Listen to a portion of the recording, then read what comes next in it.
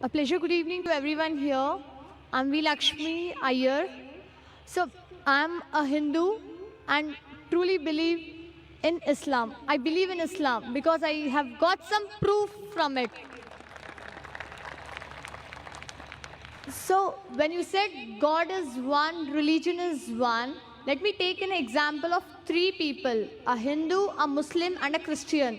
Let me take them together, and if suppose their bodies are cut down, what oozes from their body? Only blood, and it's only blood, not the milk, nor the water, it's only the blood.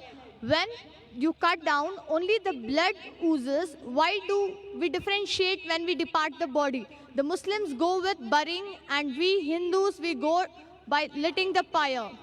The sister says that she appreciates Islam, she believes in Islam, and I congratulate you and I welcome you to the faith of Islam, submitting our will to Almighty God.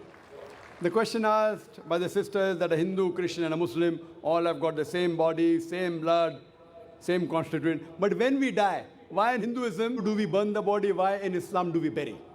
Let's analyze the pros and cons, and you decide which is better. In Hinduism, also they say you can bury the children, etc.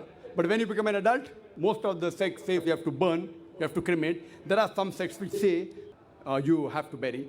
But let's analyze the pros and cons between cremation, that is burning, and burial.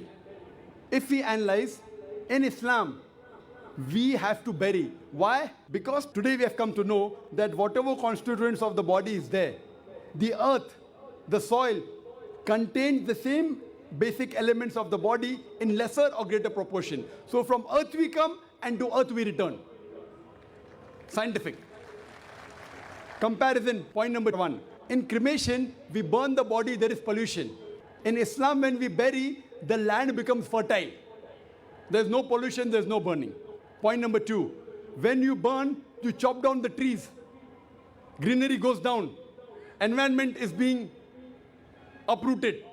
In Islam, when we bury, land becomes fertile, more trees grow. It becomes a manure. No chopping down of the trees. Better for the environment. You know, the government says, don't chop trees. If you don't chop trees, how will you burn the human body?